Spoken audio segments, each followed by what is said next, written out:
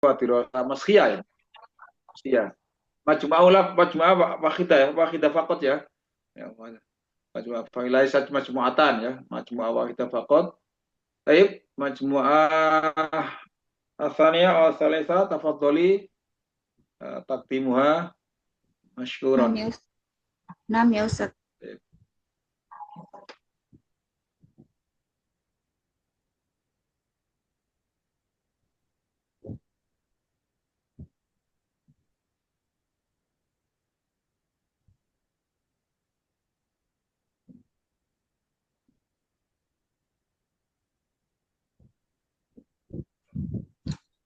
Baik, Bismillahirrahmanirrahim. Assalamualaikum warahmatullahi wabarakatuh.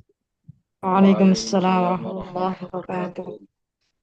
Nahnu min firqati tsaniyah, ana Miftahul Ummah wa ma'i Ustada Dewi Putriani, semua Ustada Anindita Alfa wa Ustad Abdullah.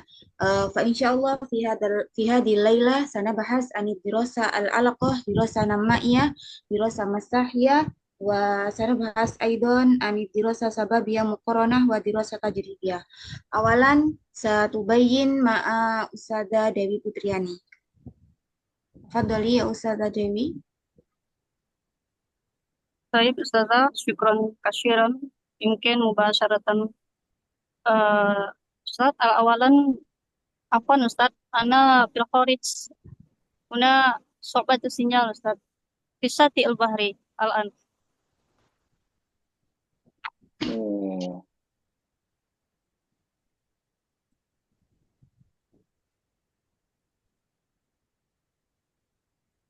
Baik, kami dari kelompok 2 yang akan mempresentasikan tentang penelitian korelasi, penelitian pengembangan, dan penelitian survei.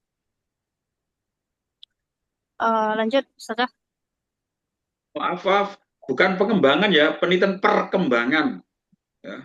Takdil ini laisa dirasah pengembangan walakin namanya itu perkembangan ya. Perkembangan Perkembangan ya. ya, bukan pengembangan. Istamiri. Dirasah alaqah. Itu penelitian korelasi, definisi dan karakteristik. Definisi penelitian korelasi. Jadi penelitian korelasi ini adalah eh, mengkaji hubungan antar dua variabel atau lebih tanpa manipulasi. Jadi dalam penelitian korelasi ini, peneliti biasanya mencari apa hubungan antara dua variabel tersebut dan seberapa besar hubungan antara dua variabel tersebut. Itu tujuan dari penelitian korelasi ini. Kemudian karakteristik penelitian korelasi ini adalah berfokus pada koefisien korelasi tersebut.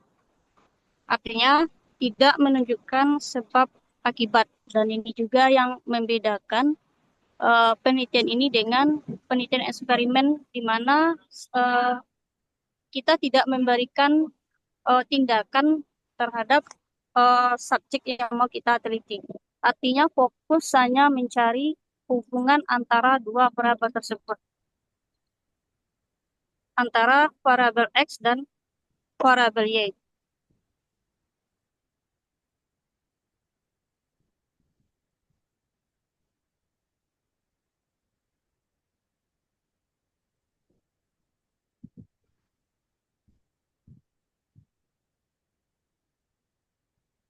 Apakah To'ifa?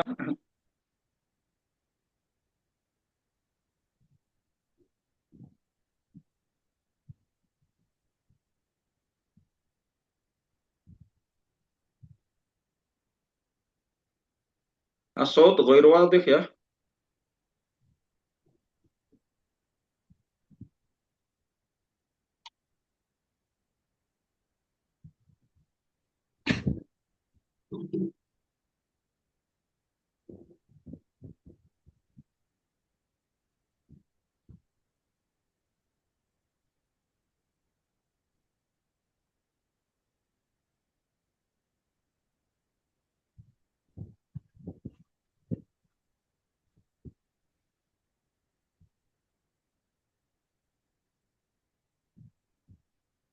Kaif as-saud?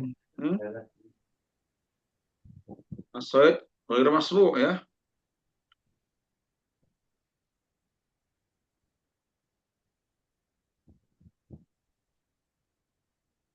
Gimana Miftahul Mama? Itu Maaf, Dewi ini. Ustaz. Lah wae yang lancar, wae yang lancar, kuliah yang lancar. Bukan, Ustaz. Itu memang rumahnya di tepi pantai, Ustaz. Oh, tak kira ngelancar tapi pantai. Wah, tak kira. Ya, susah sinyalnya. Mak dari mana aina Dewi Prat Putrian ini? Padang, Ustaz, Sumatera Barat ya. Oh, min Padang ya.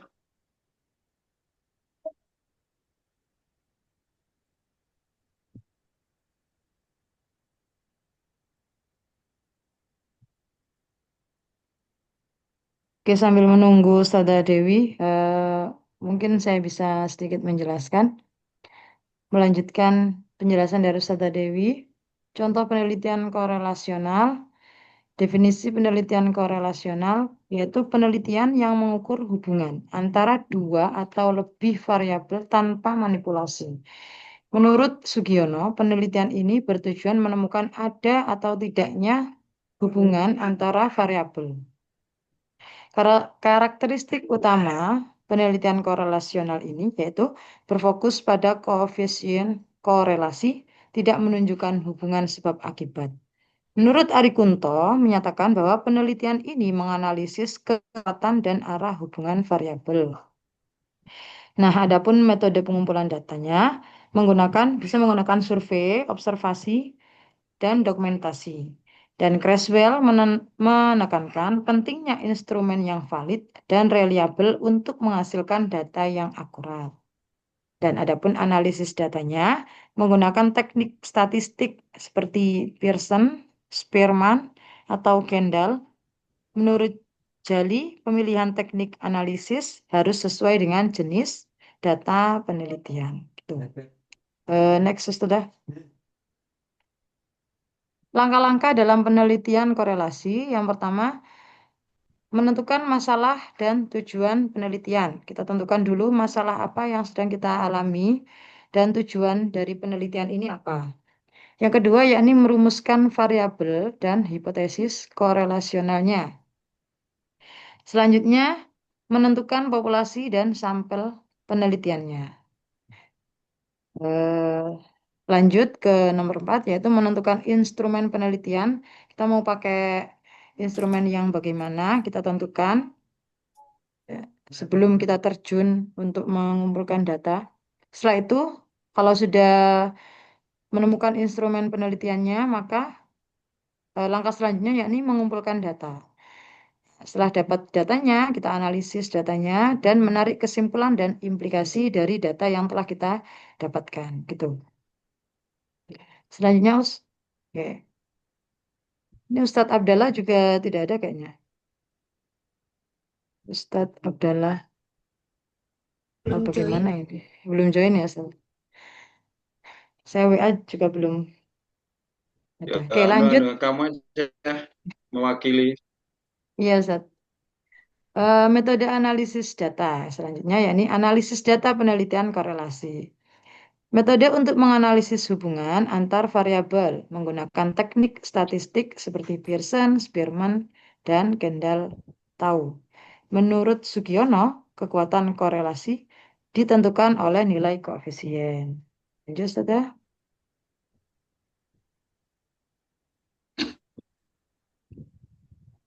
Oke, langkah-langkah analisis data. Yang pertama yakni mengumpulkan data mentah. Nah, metode ini untuk menganalisis hubungan antara variabel menggunakan teknik statistik seperti Pearson, Spearman, dan Kendall-Tau. Menurut Sugiono, kekuatan korelasi ditentukan oleh nilai koefisien. Selanjutnya yaitu menghitung koefisien korelasi, melibatkan analisis kualitatif dan kuantitatif untuk mengevaluasi produk. Borg and Gall menyarankan bahwa penggunaan pendekatan mix method untuk hasil komprehensif pada studi ini. Selanjutnya yakni interpretasi nilai korelasi. Fokus pada analisis deskriptif dan inferensial dari data kuesioner. Menurut Creswell menekankan bahwa pentingnya validitas dan reliabilitas instrumen dalam analisis data survei. Dan yang terakhir, langkah yang terakhir yakni uji signifikansi atau uji T atau uji p-value. Tuh. Ini kok keterangannya begini, Ustazah. Oke, lanjut, Ustazah. Selanjutnya, contoh penelitian korelasional. Dalam pembelajaran bahasa Arab, kita bisa mencontohkan penelitian korelasional, yaitu hubungan antara penguasaan kosakata atau mufradat dengan keterampilan membaca atau maharoh qiraah pada siswa kelas berapa itu 7 man 2 Konoha gitu ya. Ya, tujuannya apa? Kita tentukan dulu tujuannya, yaitu untuk mengetahui apakah terdapat hubungan antara penguasaan kosakata siswa dengan kemampuan membaca teks bahasa Arab. Adapun variabelnya kita tentukan X dan Y. Variabel X yaitu penguasaan kosakatanya. Nah, ini diukur melalui tes kosakata. Kita bisa membuat pretest gitu ya, untuk mengukur kemampuan kosakata siswa kita.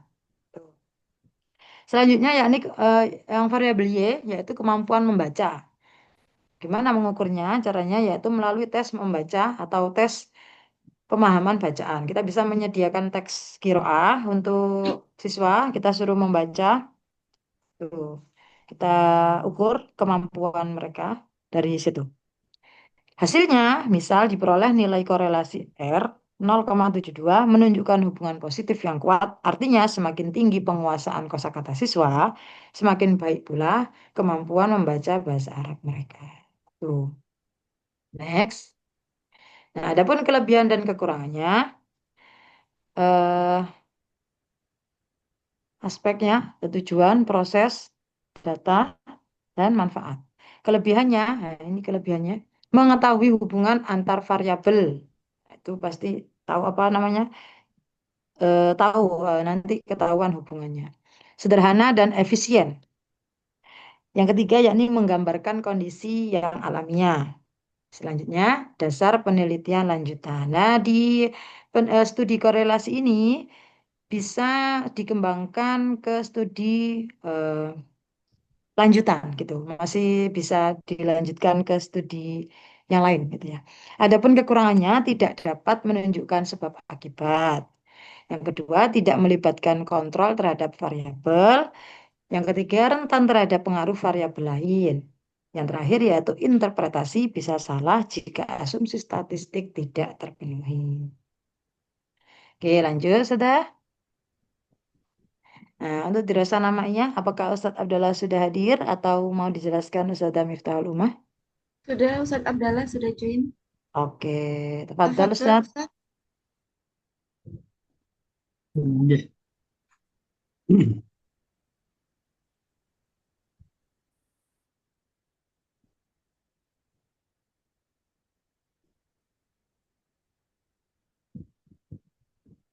Mikrofonnya Ustadz Abdallah. Ah, Afan sebentar. Ini ini di tema apa? Tema yang mana ya?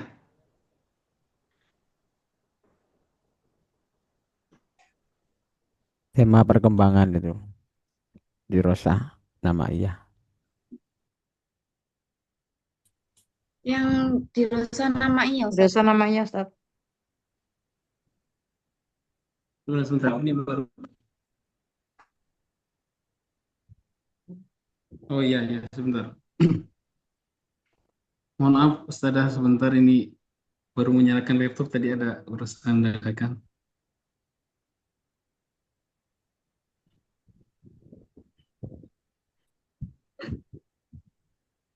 Baik, Bismillahirrahmanirrahim.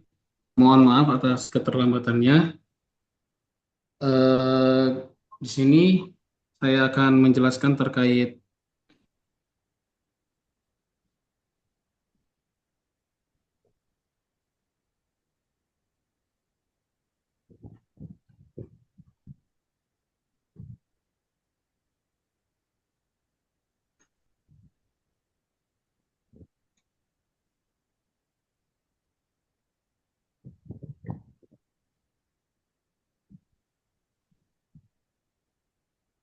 Materi Zoom yang di laptopnya belum masuk.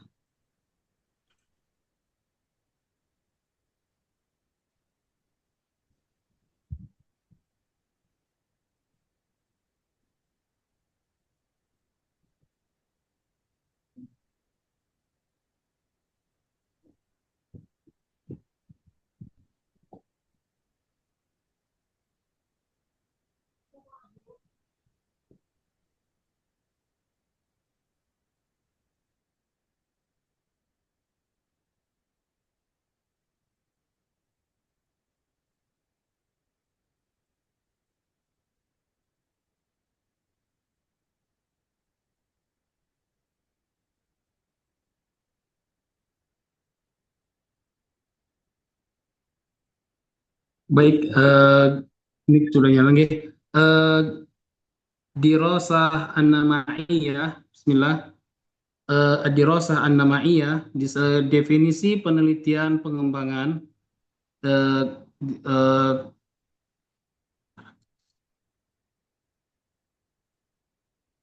Baik, definisi penelitian pengembangan yaitu penelitian dan pengembangan adalah metode penelitian yang digunakan untuk menghasilkan produk tertentu dan menguji keaktifan produk tersebut, keefektifan produk tersebut. Lalu karakteristik dari penelitian pengembangan ini ada 7 poin. Yang pertama, berorientasi pada produk, lalu ada bersifat aplikatif karakteristiknya. Mohon maaf Lalu ya, salah sampean. Mohon maaf ya, sampean salah ya. Ini salah ya. Ya. iya, makanya Bukan saya juga pengembangan, bilang, namanya itu perkembangan. Anda salah konsep. Jadi tolong ini enggak anu ya. Ini nanti salah ini. Ya. Itu Jadi sudah mungkin PPT-nya diganti yang punyanya Ustadz Abdallah yang kemarin ya Ustadz ya. iya, yang belum masuk perkembangan bukan pengembangan ya. Nah Ustadz, Afwan Ustadz, maaf teman-teman. yang Salah punya konsep itu ya.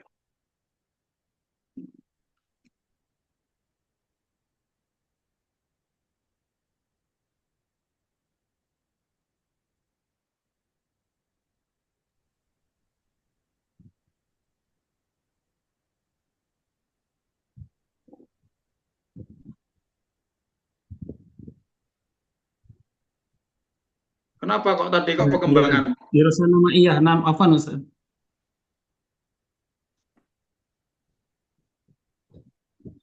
Ya silakan, tafadhol. Nah, tafadhol Ustaz.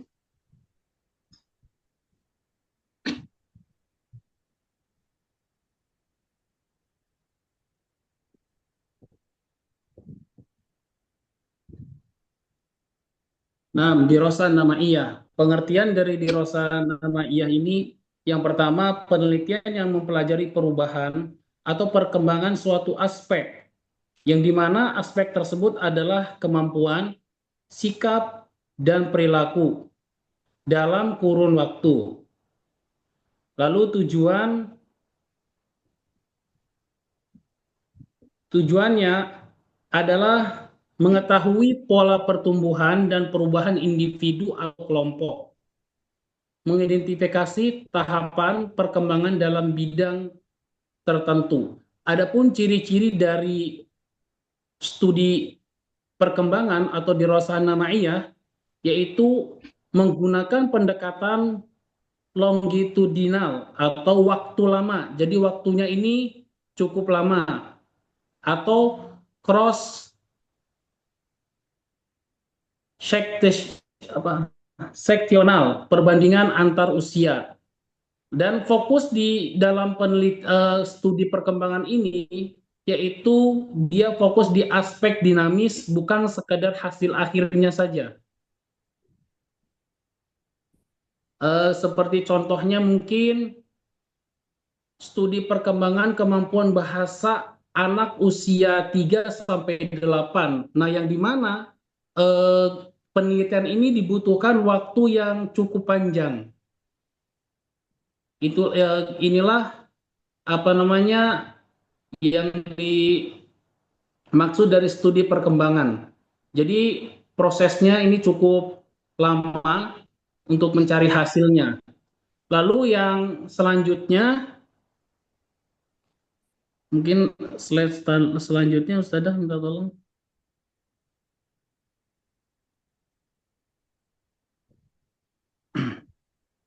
Studi survei. Nah, pengertian studi survei ini penelitian yang dilakukan dengan mengumpulkan data dari sejumlah besar responden menggunakan angket atau wawancara untuk menggambarkan kondisi atau opini tertentu. Yang dimana di dalam studi ini peneliti harus menyebarkan kuesioner yang direspon atau dijawab oleh oleh orang yang ingin diwawancarai. Lalu tujuan dari studi survei ini yaitu menggambarkan situasi atau fenomena secara objektif. Lalu yang kedua, mengidentifikasi kecenderungan, pendapat, atau perilaku masyarakat. Lalu ciri-ciri dari studi survei yaitu adalah responden banyak dan bervariasi. Yang bisa kita pastikan bahwasannya dengan mengadakan survei itu pasti jawabannya akan berbagai macam jawaban dan berbeda-beda dan bervariasi. Lalu menggunakan kuesioner sebagai alat utama. Nah, di studi survei ini alat yang digunakan yaitu berupa kuesioner yang kita sebarkan. Nah, dari hasil itu maka kita akan mendapatkan jawaban yang banyak, bermacam-macam. Sebenarnya lalu data dianalisis secara deskriptif. Jadi dari hasil yang tadi itu dianalisis secara deskriptif. Contohnya apa? Contoh dari studi survei ini sepertinya tentang sikap siswa terhadap pembelajaran bahasa Arab di sekolah menengah. Nah, di sini kita ingin mengetahui bagaimana sikap seorang siswa di dalam pembelajaran bahasa Arab itu pastinya tidak akan mudah. Makanya digunakanlah studi survei yang dimana studi survei ini dia menyebarkan kuesioner yang udah kita tetapkan terkait pertanyaan-pertanyaannya. Maka setelah itu kita akan menganalisis hasil tersebut secara deskriptif. Lalu slide berikutnya.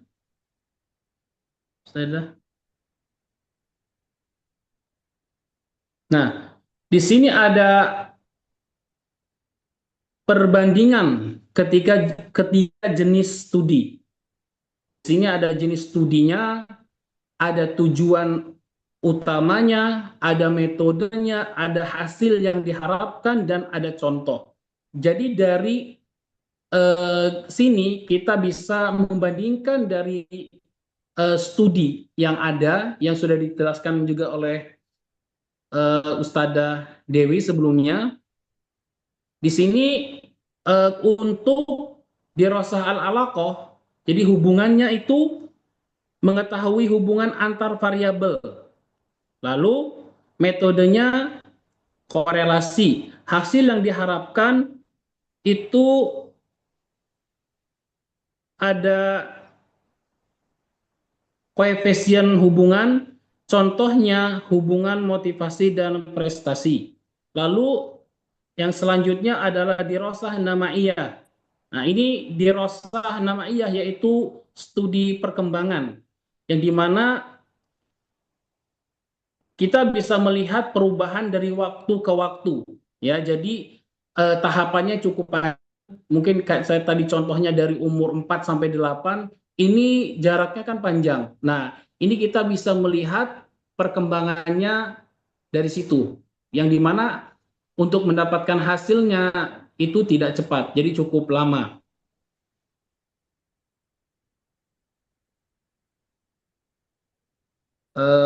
Lalu studi survei. Studi survei ini menggambarkan kondisi populasi, angket, atau wawancara data deskriptif, yaitu untuk menghasilkan sikap siswa terhadap pelajaran. Nah, baik, mungkin di sini bisa sedikit teman-teman bisa sedikit melihat dan bisa sedikit membedakan antara 3 studi yang sudah dipaparkan tadi. Lalu kita beranjak ke kesimpulannya mungkin.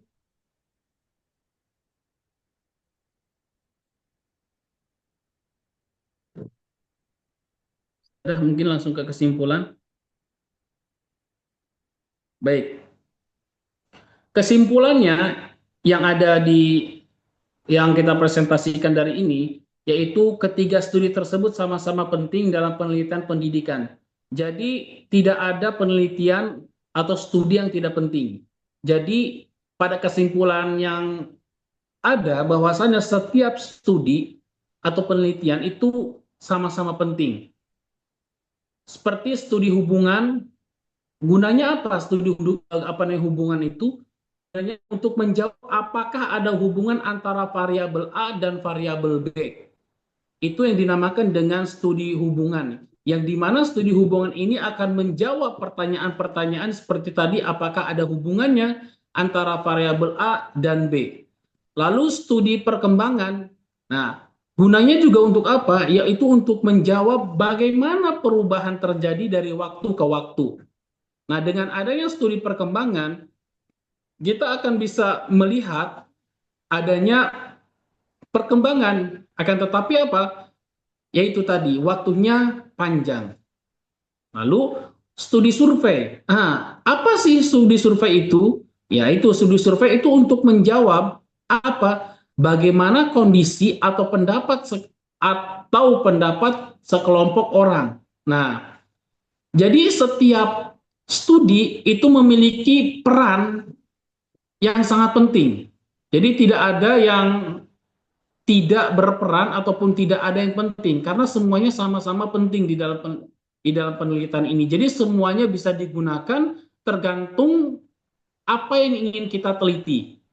Ya, apa yang ingin kita teliti? Apakah mungkin ingin meneliti hubungan antara variabel A dan variabel B, ataupun mungkin kita akan meneliti bagaimana perubahan terjadi dari waktu ke waktu, seperti tadi anak kecil yang dari 4 sampai 8 tahun, bagaimana, apa yang harus digunakan, penelitian apa yang harus dipakai, ya ini, dengan adanya studi namanya studi perkembangan.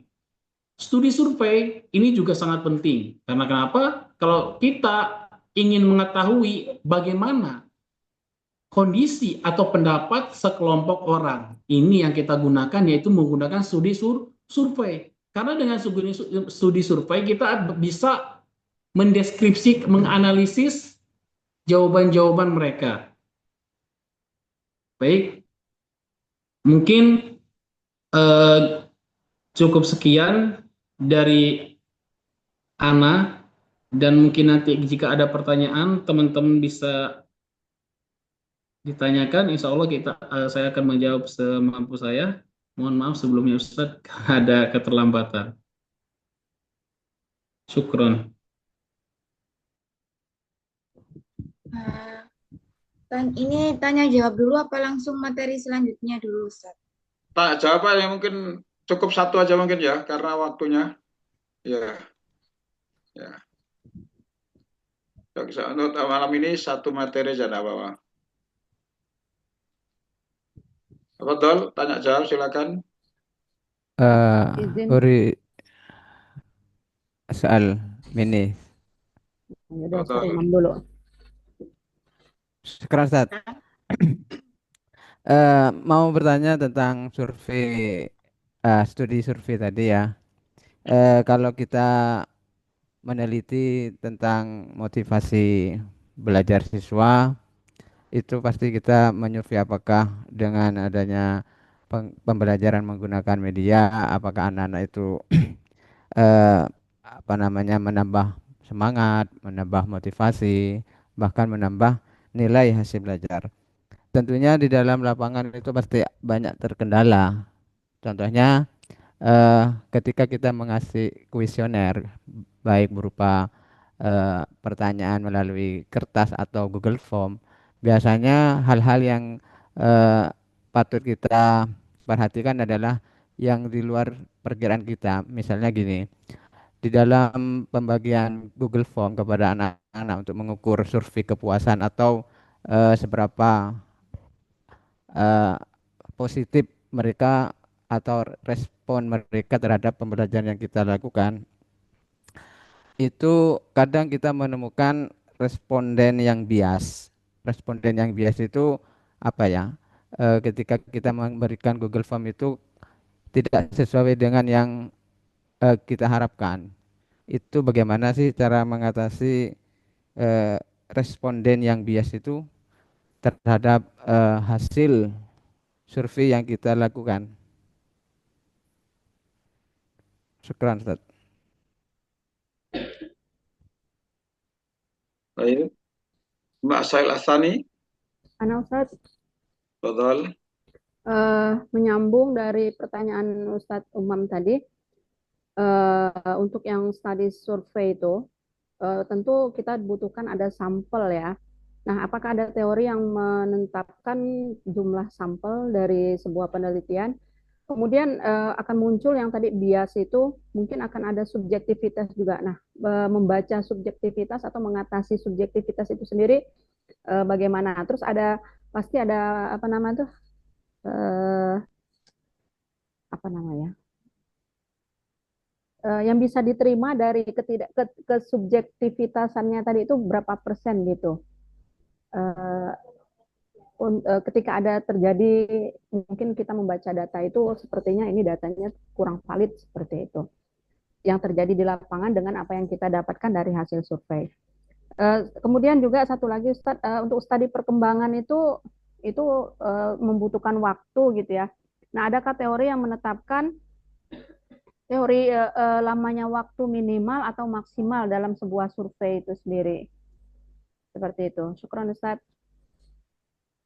Baik, syukran. Soal min Mildiani ya, apa? Milda Ya, Ustadz. Milda ya, Mildayani. Baik, Asail Asalis, man. Ana Ustadz. Tafadhal, Ustaz Nailur. Eh, Pertanyaan saya simple. Tadi dijelaskan dalam penelitian apa ini? Korelasi. Ya, korelasi bahwa analisis datanya itu menggunakan teknik statistik seperti Pearson, kemudian Spearman dan lain-lain.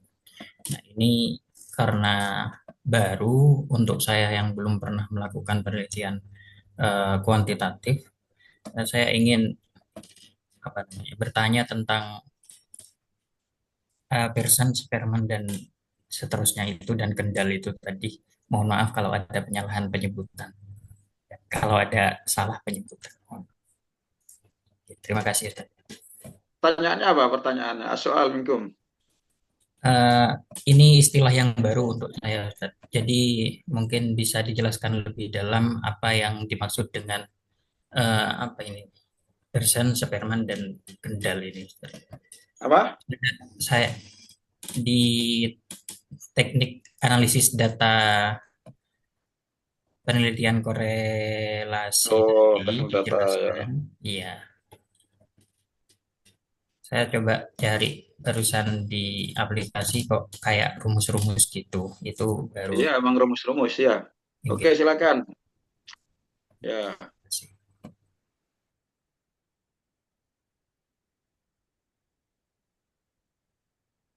Baik, Ustadz, mungkin Ana ingin apa ini sudah bisa dijawab, Afwan?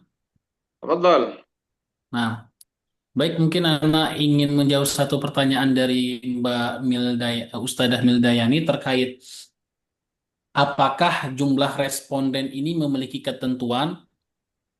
Jawabannya jumlah betul, dia memiliki ketentuan jumlah responden, akan tetapi angkanya tidak baku. Jadi tergantung pada beberapa faktornya.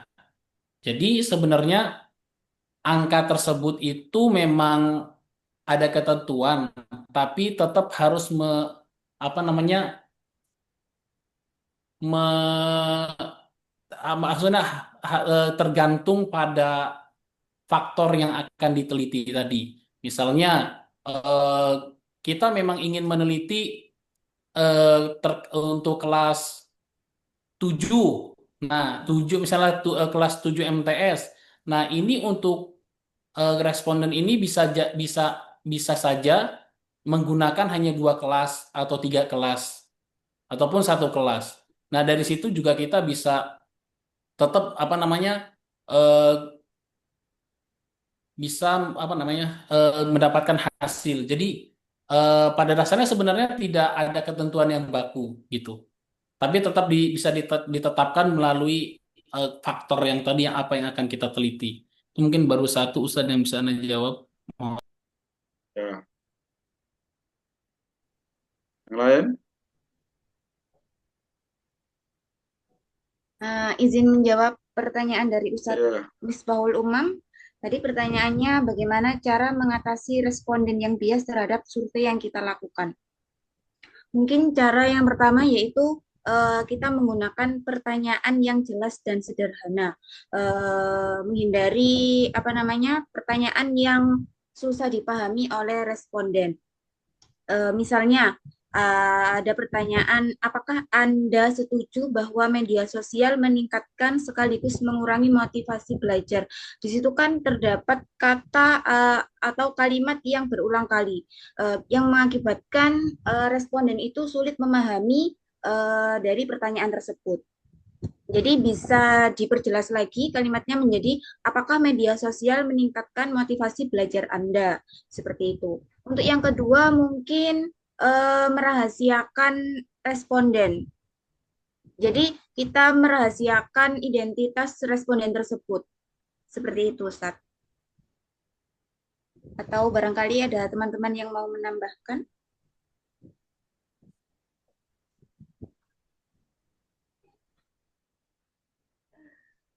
Oke, silakan.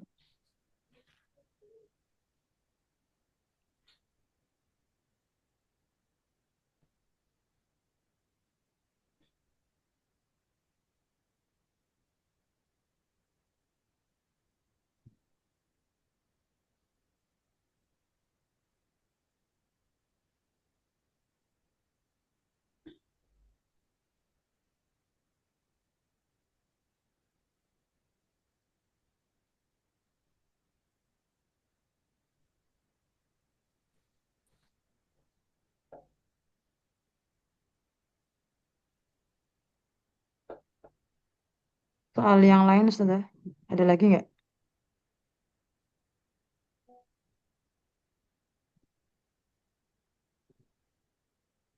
Ustazah Miftah. Nah, Ustazah? Soal yang terakhir apa? Dari Ustaz Nail tadi.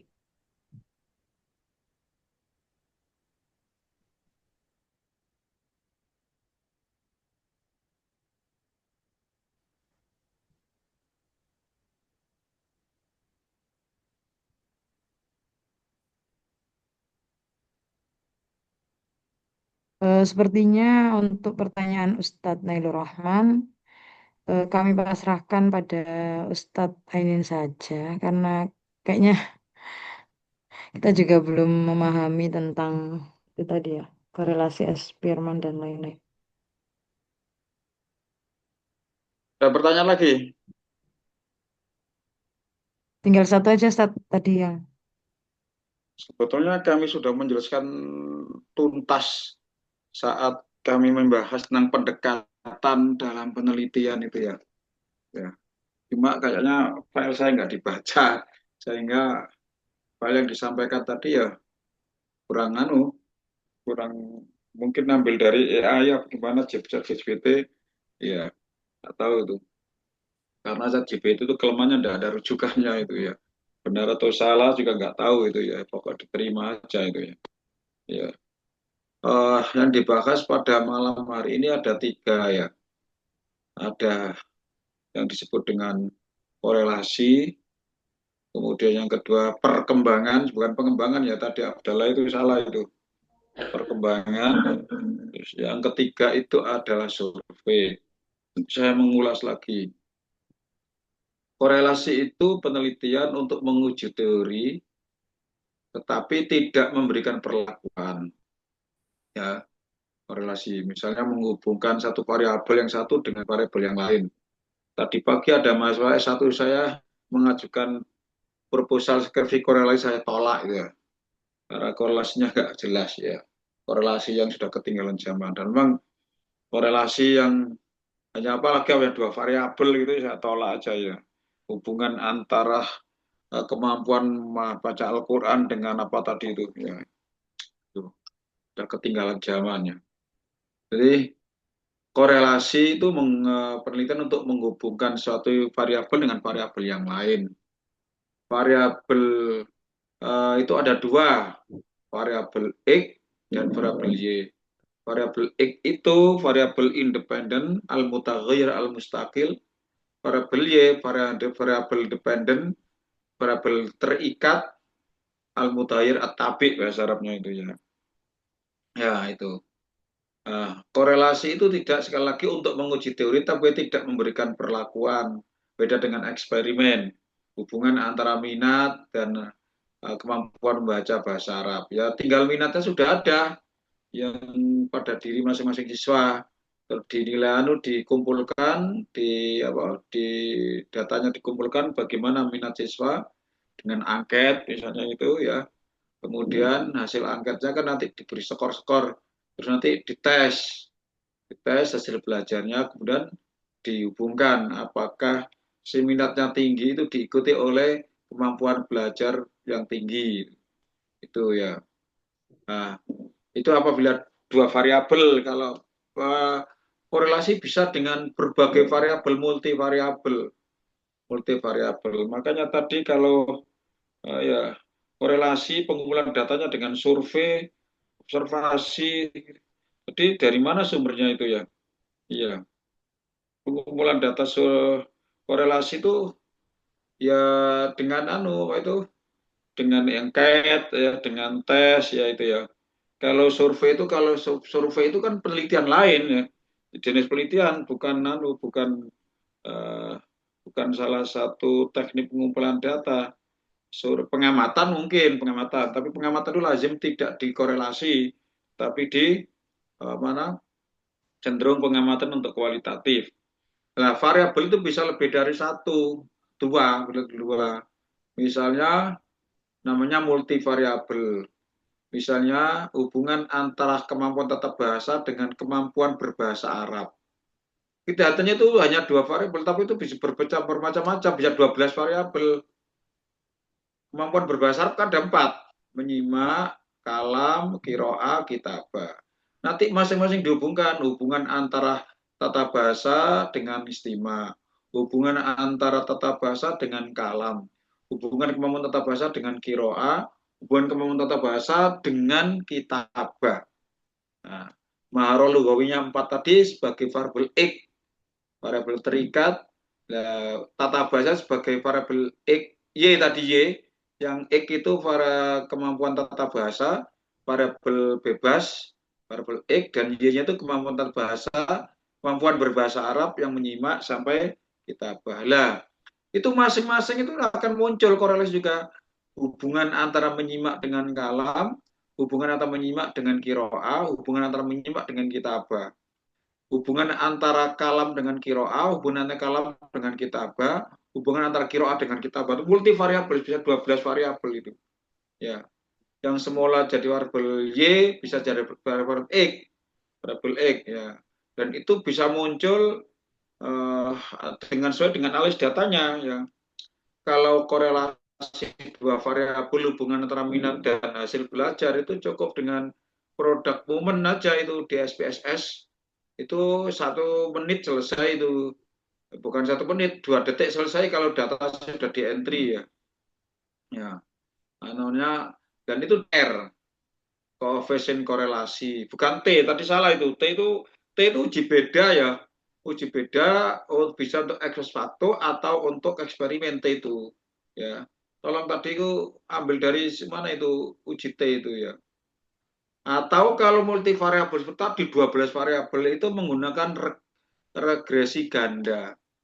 Regresi ganda itu variabelnya banyak, otomatis kalau menggunakan rumus itu, regresi ganda itu nanti akan muncul dengan sendirinya angka itu. Hubungannya tata bahasa dengan menyimak, hubungannya tata bahasa dengan kalam, tata bahasa dengan kiroat, tata bahasa dengan kitabah, hubungan menyimak dengan kalam, hubungan menyimak dengan kitabah dan kiroa, hubungan kalam dengan kiroa, hubungan kalam dengan kitabah, hubungan kiroa dan kitabah. Akan muncul itu. Pernah saya melakukan itu multivariabel, tapi saya dulu waktu itu saya minta ahli statistik dari kimia ya, IPA, Pak Bambang siapa dulu, Tahan Sungkowo ya, itu ahlinya itu ya. Ya. Nah, itu di SPSS itu caranya analisa ada di SPSS ya. Kalau Anda memang nggak SPSS ya diminta tolong kepada orang ahlinya, saya punya data seperti ini, tolong dianaliskan, terus nanti tolong dibacakan. Nanti harus bisa minimal bisa membaca. Kalau tidak bisa menulis bisa membaca ya. Baca. Regresi ganda itu kalau multivariabel korelasi ya. Itu ya. Jadi itu terkait dengan korelasi ya. Jadi, ada yang 2 variabel, ada yang multivariabel ya. Ya, multivariabel. Ya, cara analisnya sekarang SPSS, nggak usah pakai rumus seperti dulu, sigma E kuadrat, nggak usah. Langsung masuk data, terus nanti klik ini ya itu ya. Kalau regresi ganda itu banyak klik-kliknya itu, saya pernah belajar itu ya agak lama itu ya. Tapi lupa lagi sudah. Dulu pernah belajar bisa, lupa lagi tahun yang lalu waktu ngajar di UIN Malang itu ya. Termasuk uji T, independent test itu ya. Kalau independent test masih sederhana. Ya, itu bisa dipelajari melalui SPSS. Cuma saya dulu belajar regresi ganda, lupa lagi karena jarang terpakai ya. Nah, itu korelasi. Ya, korelasi itu untuk menguji teori, tapi tidak usah Anda memberi perlakuan harus diajar dengan X dan sebagainya. Dengan metode apa, Anda usah. Kemudian, studi perkembangan. Dirosa namanya itu di perkembangan, penelitian perkembangan, bukan pengembangan ya. Kalau pengembangan menghasilkan produk, tapi perkembangan mendeskripsikan satu fenomena. Nah, studi perkembangan itu dulu sudah saya sampaikan, imma fi kami wa imma fil IV, bisa di kuantitatif, bisa di kualitatif. Misalnya perkembangan kosakata anak. Nah, berapa lamanya perkembangan? Ya tergantung judulnya. Umur berapa sampai berapa? Kalau Anda meneliti studi perkembangan kosakata anak usia 2 tahun sampai 5 tahun, ya kalau itu bisa setahun saja, bisa sampai 4 tahun mengikuti anak itu. Umur 2 tahun sampai 5 tahun mengikuti anak itu terus selama itu. Selama dia mulai umur 2 tahun sampai 5 tahun. Bisa saja setahun kalau tergantung metode lah. Itu tadi bukan ciri ya. Metode studi perkembangan ada 2, longitudinal atau dirosatulia, sudah saya sampaikan dulu. Ada cross seksional. Jadi long itu panjang lah. Long itu yang ngikuti anak umur 2 tahun sampai 5 tahun. Jadi itu longitudinal itu berapa lama tadi ada yang tanya itu, siapa tadi yang tanya, Wildani apa itu, berapa lama itu mengikuti perkembangan itu, Nailur ya tadi ya, Nailur siapa? Milda Ustadz ya, siapa tadi itu, Milda ya. Tergantung kamu teliti berapa tahun. Kalau usia 2 tahun sampai 3 tahun ya hanya setahun saja, kalau long ya. Kalau usia 2 tahun sampai 5 tahun ya Anda nitik 2 tahun, masuk ke 3 setahun, masuk ke 4, 2 tahun, masuk ke 5, 3 tahun, berarti 3 tahun mengikuti itu kan. Atau 4 tahun, kalau sampai 5 tahun sebelum 6 tahun ya.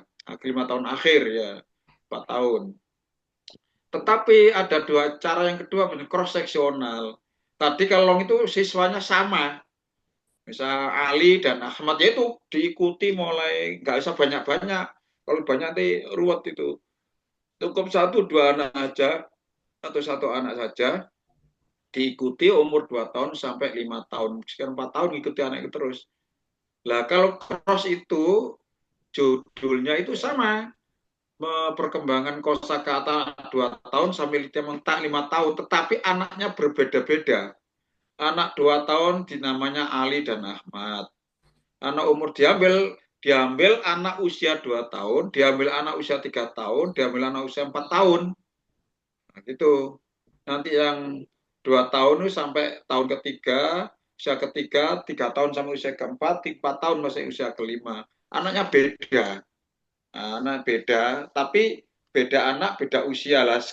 Bersama-sama anak itu diteliti pada tahun yang sama. Cross namanya cross. Jadi ada 2 anak umur 2 tahun, ada 2 anak umur 3 tahun, namanya beda-beda.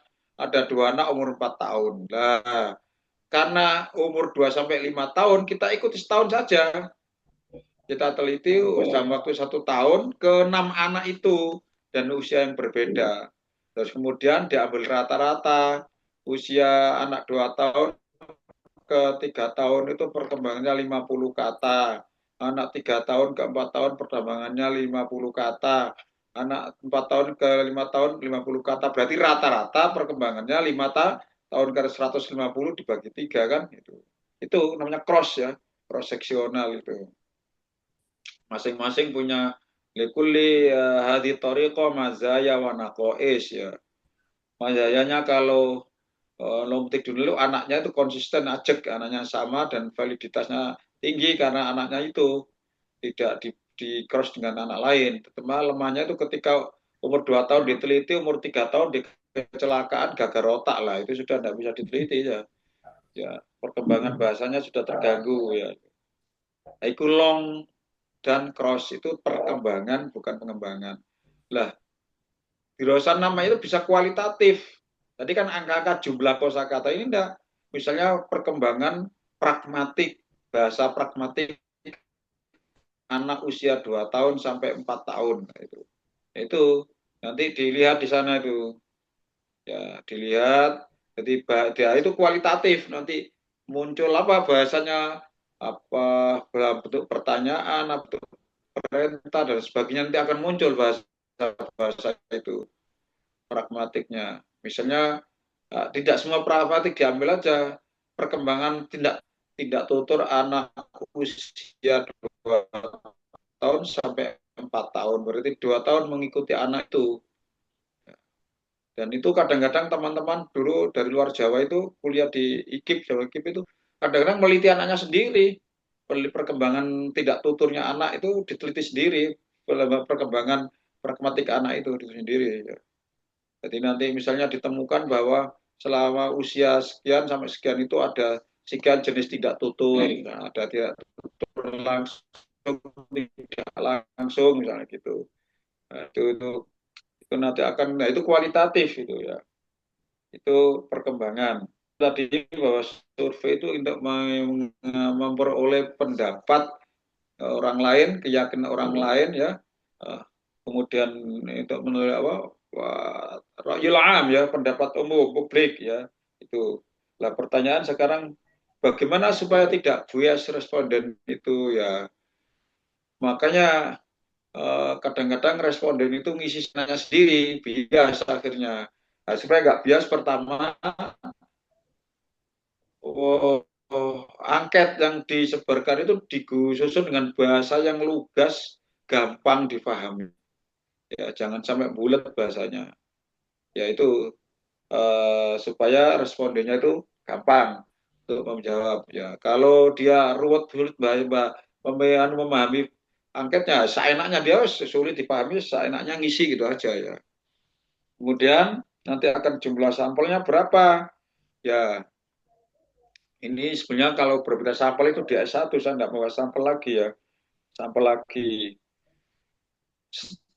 Sampel itu kalau populasinya besar, itu ada yang mengatakan 2%.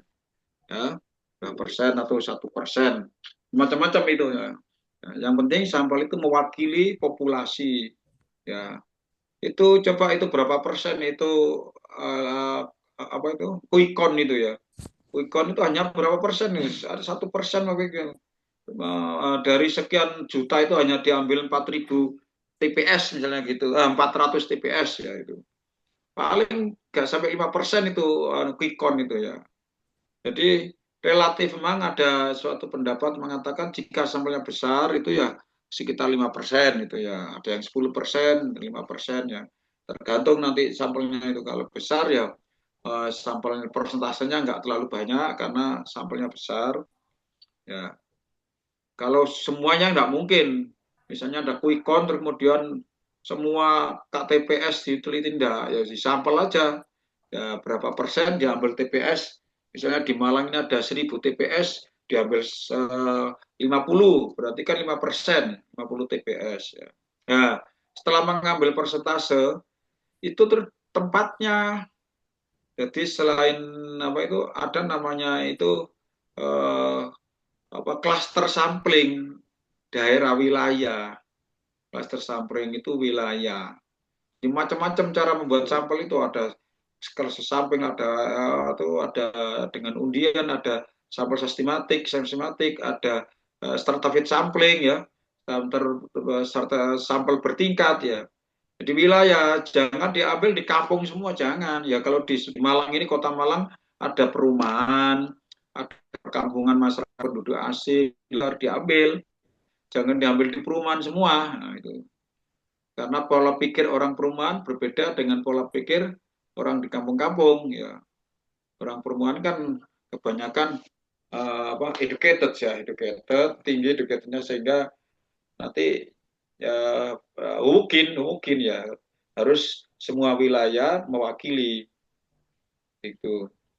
Masuk survei presiden, calon presiden itu gitu, jangan diambil Jawa Timur semua.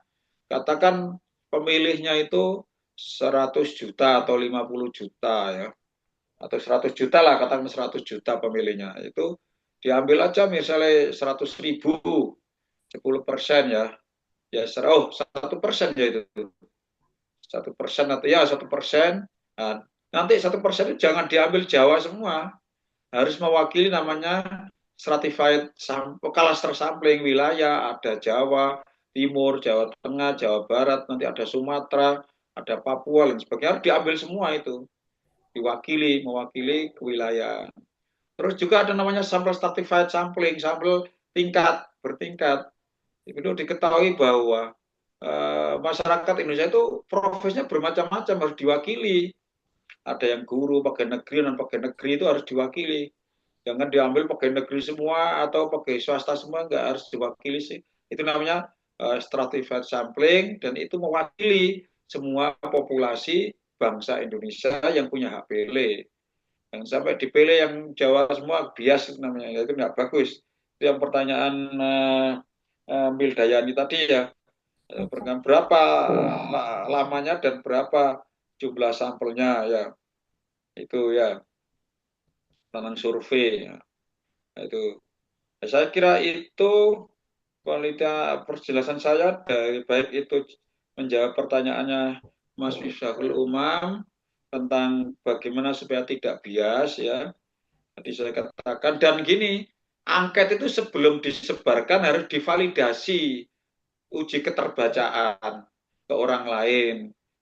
Suruh menilai, suruh mengisi, ada kesulitan nggak, ada kalimat yang ambigu nggak, sulit dipahami nggak, nanti dari uji validasi itu diperbaiki, baru terus dikirimkan angket itu ya. Nah, sekarang itu kan angket itu bisa dengan online, ya, menggunakan online ya, digital itu banyak sekali ya sekarang itu, apa namanya, dengan Google Form ya, Google Form ya, itu sekarang itu cepat itu survei tentang, mohon maaf ya, ini bukan politik tapi survei tentang, sekarang kan ada isu ijazah Pak Jokowi palsu apa tidak, itu kan ada yang survei itu, dan surveinya melalui online digital kan, malah tuh melalui mana saya juga nggak tahu, nggak pernah tapi saya tahu ada hasilnya itu ya, sekian persen mengatakan palsu, sekian persen mengatakan tidak palsu, itu survei itu. Jadi memberikan keyakinan ya, memberikan ini keyakinan yakin atau tidak itu ya. Yakin apa tidak tentang keaslian atau kepalsuan itu survei dan sudah disurvei itu ada surveinya. Cuma saya tidak dalam konteks akademik saya tidak memasuki angkanya ya sekian persen berapa yang mengatakan palsu. Tapi itu survei, itu contoh survei ya. Dan itu bisa menggunakan digital ya, teknologi digital. Oke. Digital. Itu terkait dengan apa itu? Apa itu survei ya. Dan survei itu harus apa itu harus fair ya, tidak boleh survei itu objektif, apa itu subjektif ya. Karena pesanan kemudian data diubah itu tidak boleh. Survei itu harus apa adanya datanya ya ya ya. Jadi itu survei. Dan juga saya sampaikan juga apa itu survei tentang apa itu ada survei sekolah ya, ada survei lain-lain ya. Ada pertanyaan lagi? Sa'azid qalilan Ustaz, bimunasabah al-mujtama qalil fil fasl yumkin hawalai salasunatil Uh, mizan. Begini Ustaz, di lapangan itu begini. Ketika kita melakukan penelitian dan ketika kita melakukan survei, ternyata selama penelitian 5 siswa ini jarang masuk. Ya kadang masuk, banyak yang tidak masuknya. Yang kedua, dari 30, 5 siswa ini mungkin ada yang ikut lomba, terus sakit. Nah, sedangkan populasi yang saya jadikan sampel itu jumlahnya 30 misalnya, Ustaz. Jadi, ya apakah validasi hasil survei itu bisa dikatakan valid atau seperti apa, Ustaz? ya ya berapa jumlah populasinya itu? Misalnya 30 populasinya, Ustaz. Kalau Yang 30 ya jangan disampel ya, namanya buat aja total sampling. ya Kecuali total kualitatif sampling. ya, kalau kualitatif. Ya ada namanya total sampling. Jadi ada pengambilan sampel, ada yang diambil sampel, ada yang tidak pakai sampel. Ya kalau kecil ya total sampling namanya. Ya, total Sampel sampling, Ustaz. total semuanya ada 3 sampel ya. Ya kalau 30 ya diteliti diangkat semua aja itu ya. Kecuali kualitatif ya. Kualitatif itu bukan kuantitatifnya, tapi kualitatif itu sumber informan itu yang kualitatif, meskipun satu dua, tapi ya secara kualitatif memenuhi syarat ya, daripada banyak tapi tidak memenuhi syarat ya. Kalau kualitatif tidak berapa jumlah orangnya, tapi berapa jauh mana berkualitas informan itu memberikan informasi sebanyak-banyaknya semaksimal mungkin ya. Jadi kalau 30 ya total sampling ya, Ya, sudah Ustaz. teman-teman Total sampling. sampling ya. Oke, yang lain? Jadi bisa dikatakan valid, Ustaz ya? Ya, total sampling aja dibuat sampling semuanya. Kalau sekedar angket ya, kalau angket ya, kalau angket ya. Tapi kalau misalnya mengukur kemampuan membaca teks siswa kelas 31, anak 30 terus nggak masuk dua ya nggak ada masalah ya. Ya 28 itu aja yang diukur ya. Oh ya, ya. Kan yang hadir itu sedikit, yang tidak hadir kan itu ya. Sedikit ya. 8 itu ya. Kecuali yang nggak hadir itu masuk separuh lah, itu nanti dites sendiri lagi ya, tes lagi yang separuh itu. Kalau tidak masuk satu dua itu sudah masih bisa anu lah, orang 28 mewakili 30 sudah bisa itu ya. Keren, Ustaz. Oke. Soal akhir, Ustadz Azid, Ustadz balas Azid, Ustadz. soal Mas Nur Ainun. Nur Ainun itu baru hadir, tata cari kok nggak ada. Ustadz, mati Ya. lampu nih, Ustadz. Tafadhol Nur Ainun, al anta turid al tas'al. Ustadz, kita Ya. kan mau buat Tafadhol Nur udah, Ainun, Ustaz Nur Ainun. ya, syukran Ustadz. Mau buat penelitian, udah ada judulnya, masih mau merancang gitu. Cuma sama dengan bukan ada tapi bukan pelajaran bahasa Arab di pelajaran yang lain. Jadi gimana tuh Ustadz? Apakah bisa atau nggak bisa ya Ustadz ya? Apa? Judul Apa yang jud- ditanyakan apa? eh, judul skripsi saya kan tentang flashcard tuh Ustadz. Mau coba buat flashcard untuk kosakata. Cuma itu ada rupanya ada baru tahu nih baru buka-buka terus lihat ada tapi dia digunakan di di apa pelajaran yang lain. Jadi gimana tuh Ustadz ya? Apakah boleh dilanjutkan atau tidak? Ya Bukan itu bahasa Arab. itu pengembangan yang paling rendah itu kalau mahat. Ya Oh, itu apalagi flashcard itu kan sudah ketinggalan zaman. iya, Oh, flashcard itu zaman S1 tahun berapa itu di UM itu anak-anak masa itu. Ya, flashcard itu sudah lama tahun 2000-an 10-an lah itu dulu banyak penelitian itu ya. Nah, kalau bisa ya cari mengembangkan ya kalau mengembangkan kira-kira produknya itu kalau bisa baru. iya Kalau Ustadz. bisa baru. Kalau teori-teori baru, kalau platform-platform yang baru, kalau itu pernah dipakai di prodi atau di lain, tetapi masih masih hangat, yaitu saya kira masih bisa ya. Iya, Karena levelnya pengembangan ini mulai level 1, level 2, level 3, level 4 ya. Ya, mulai meniru ya, buat prototipe sampai yang terakhir itu invention menemukan, mencipta itu ya, menciptakan produk baru. Ya, kalau flashcard itu sudah lama, jangan flashcard ya, tesis. Ya nanti saya perkenankan kalau punya usulan masalah yang terkait dengan tesis bisa di-share di sini ya. Misalnya bisa di sini. kalau Karena Ustadz harapan satu lagi ya Ustadz, buat saya itu kalau di gini, iya Ustadz, akhir kuliah ini Anda sudah punya proposal tesis ya, tugas akhirnya itu ya. Oke, ada lagi pertanyaan? Lebih satu lagi soal Ustadz, ya. satu lagi Ustadz mau nanya. Ya, sama Mil Dayani itu Nur Ainun. Ustazah Mildayani dulu Ustadz. Nur Ainun aja Mil langsung Dayani betul. menyambung masih menyambung yang tadi beliau sepertinya Ustaz. Ustadz, misalnya saya buat kan di sini saya mengalami anak-anak ini tentang kosakata. Jadi kalau kita buat lebih ke kamus atau buku saku atau ke kamusnya itu, kemudian nanti ada barcode-nya itu apakah udah umum Ustadz yang kayak itu? Karena di Sudah sini banyak itu kamus-kamus itu kamus saku itu sudah banyak itu ya. sudah banyak juga Ustadz ya. Banyak cari platform yang baru itu, platform digital yang baru. Kalau ingin pengembangan yang terkait dengan teknologi digital ya itu ya. Mm-mm. Yang dari siapa yang Padang tadi yang enggak Dewi lah, yang di pinggir laut itu siapa? Dewi Ustaz. Bu Dewi. Ya kalau di pinggir laut di Padang itu nggak ada sinyal, bawa aja ke jembatan Situ Nurbaya banyak sinyal itu. Apalagi malam minggu gini, oh di pinggir itu banyak itu. Ya mana Dewi? Nggak, sudah hilang dari peredarannya, keluar ya, terdepak ya. Ya. Siapa yang dari Padang selain Dewi?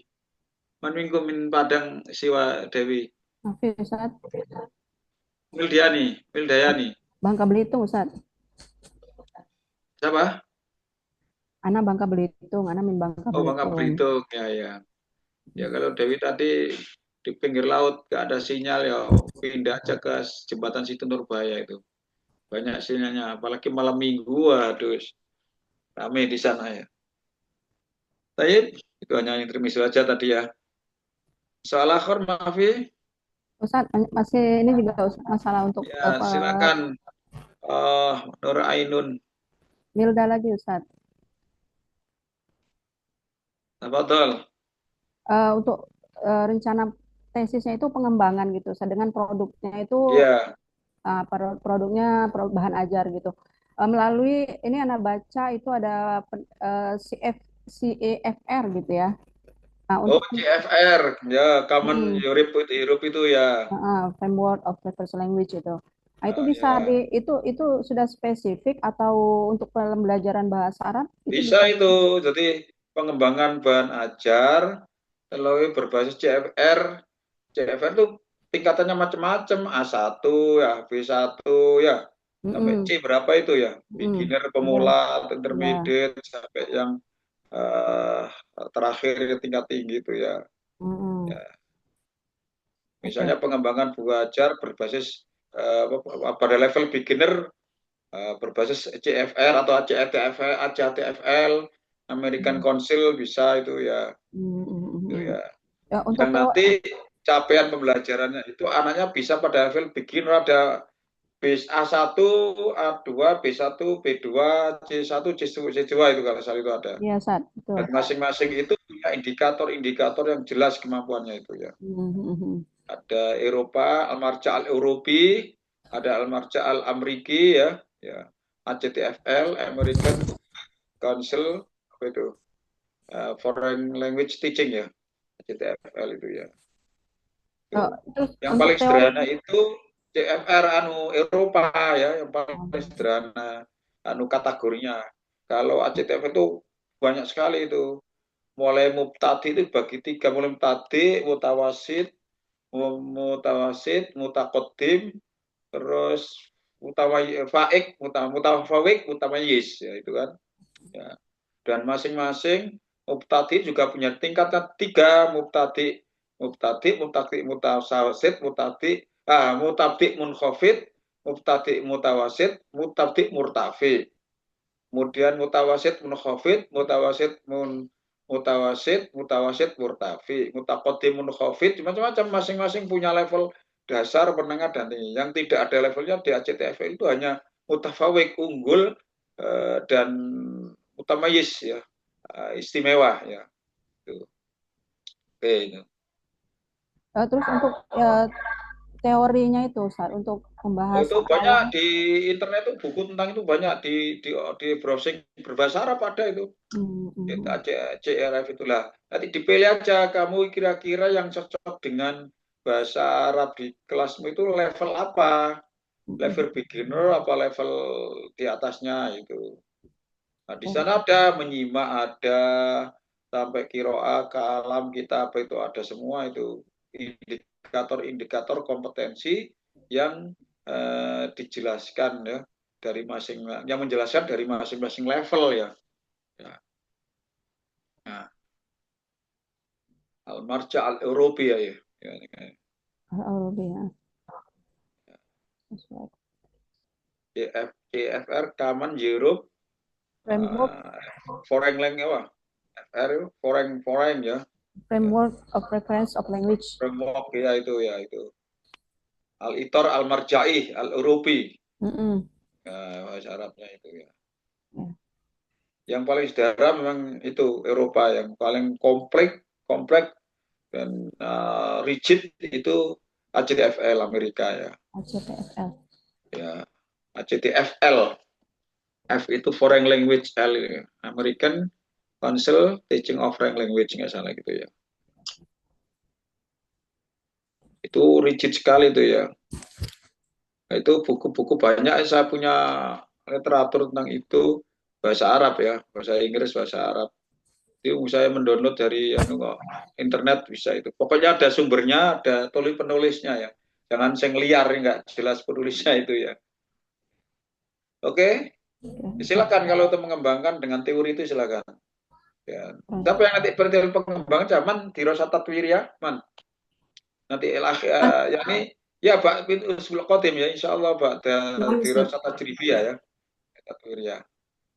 Tayyib uakid mana ukhra yumkinuna an nantahis hadil fursa yakni al munaqasha al mukhadara li munaqashati yakni li tahaddus an murasyah bisalatik al magisteriya. Jadi dimungkinkan dalam pertemuan ini kita bahas proposal tesis atau masalah tesis yang akan diangkat sebagai tesisnya ya, biar tahun kedua selesai lah ya, tahun kedua pas tepat waktu ya.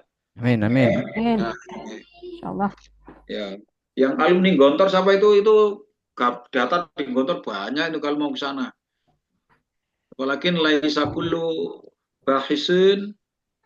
bahisin yusmahu yakni li jamil bayat fi hadil ma'had fi hadal ma'had. Coba Nalur ya dulu yang alumni Gontor, Nalur apa Rif? Muhammad Rifai, Rafli, Ustaz. Rafli, Ustaz. Rafli ya. Itu di Gontor banyak data itu ya. Yang alumni sana itu bisa ya. Oke, yang nggak masuk ini apa itu? Elvian ya. Elvian, terus Sauki sudah nggak masuk. Wis gak Sauki. Rahat Sadiki ya. Rahat Sadiki. Maaf ya. Wajud, Ustaz. Maujud atau Rahat? Wajud. Oh, maksud mutakhir.